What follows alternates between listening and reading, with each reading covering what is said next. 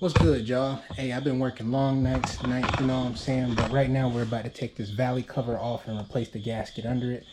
In order to do so, these two will be plugged up. These are the two connectors to the harness. They will be plugged in. You can pop both of those out with a flathead. And then if you look inside, these are 22 millimeter sensors that pop out. This one actually cracked, so I ordered a new one, but that one seems to be fine. So I'm gonna throw a 22 on both of these and then go ahead and lift this plate up. So may go ahead and order multiple of these. This is typically what happens to them over a span of time. Water will get into them and then start to rust them out.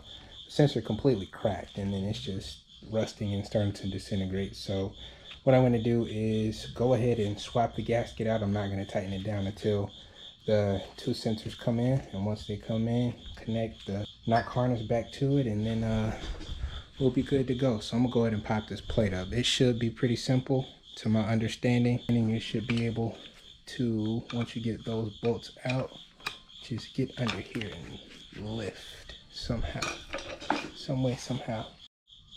So we got the valley cover plate off, and if you look inside, you can see the residue from it rusting and sitting so long. So I am gonna attempt to clean it up as best as I can, and then also pay some attention to both of these without getting debris into the rest of the engine. So I'm gonna try that. There's also this gasket that is around the perimeter. This is gonna come out. We got a new one in the kit that we bought, so we're also gonna replace that. Alrighty, so as y'all can see, we went ahead and cleaned that up. We cleaned up the inside as well. A little bit of debris did go down inside, so I may have to put some oil in it and then drain it out just to get the extra bits out. But this is the new gasket that goes on the set. Literally, it sits in place, and then you go back with the bolts that you took out. So let me go ahead and put the plate on, top plate on, and then I will go ahead and start putting the bolts in. Tomorrow.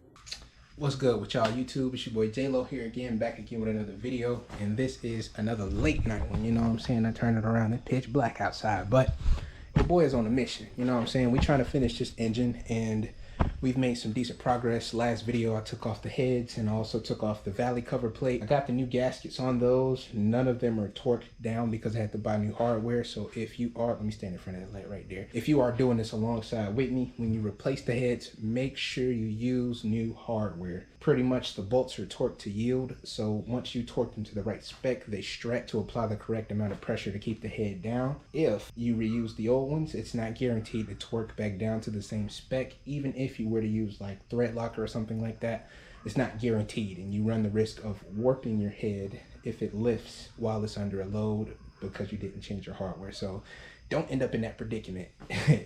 I think I went to Amazon and found everything I needed. I think these, I got bolts right here. I believe these go to the rear plate.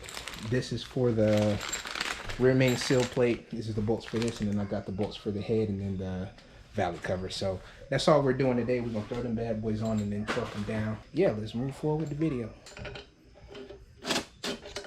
I'll start by taking all of these old bolts out.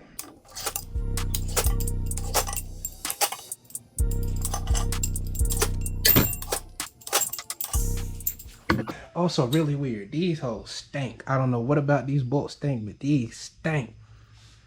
Ugh. I'm also gonna take the head off just to make sure nothing fell down in the cylinder heads. Nope, looks clean, so we should be good to go.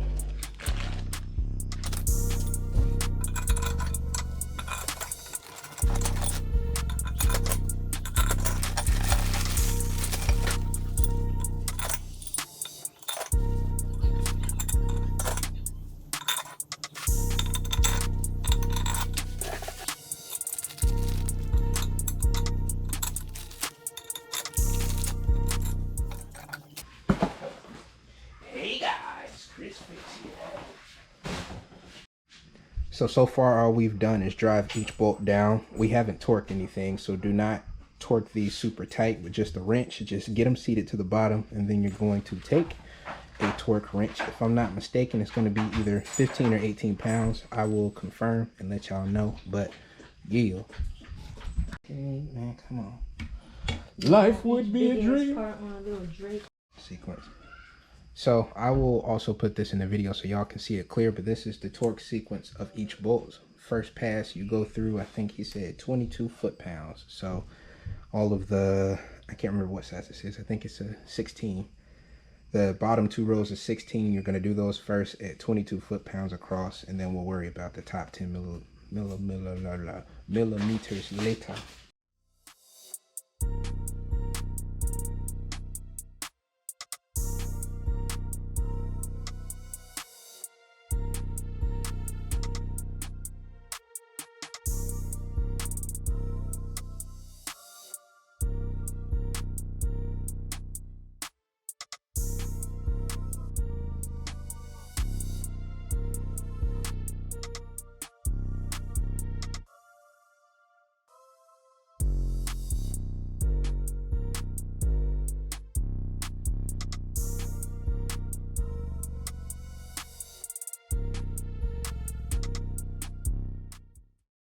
So I already went and torqued down the heads. I will again put the little diagram right here. You're going to go over it once. First pass is going to be 22 foot-pounds. Next pass, you're only going to hit the major bolts, excluding the 2 shorter outside bolts, and they will be torqued 90 degrees. And then you're going to go an additional pass and do another 90 degrees on those same bolts, and that will torque down the head. I put the 10 millimeter bolts, I think at 18 foot-pounds of torque, and now we are inserting the push rods.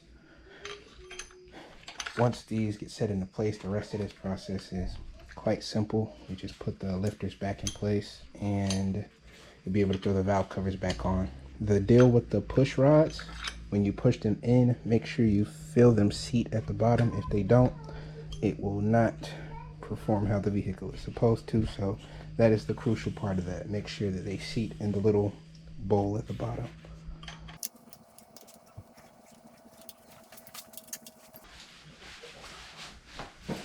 Then you're going to get the lifters and slide them back into place. Making sure they all align, and if they align, it should, there you go, fall in place perfectly. And these, I'm not sure what the torque spec is, but given that they are already in a set motion, you're just going to tighten them down to see where they sit. Some of them will compress the spring, some won't. Just make sure you turn the engine before you put the valve cover back on and seal it up.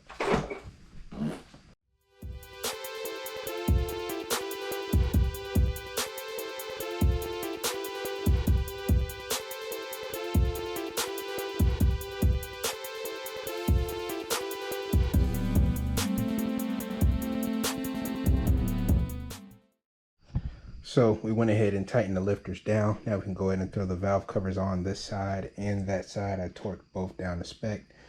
We are next going to tighten down this valley cover. I already have one knock sensor replacement because it rotted out, and then I have another one that's not all that harmed. So once I bolt those down, I'll be able to put the knock sensors into place, and we will be done with the top side of the engine. The last thing that we need to do to this engine is replace the rear main seal on it. We actually broke a bolt off inside of it, so we got to get the rear main seal off, and that would pretty much conclude redoing this LS. So let me go ahead and get started on finding these bolts for the valley cover, and then go ahead and install the valve covers.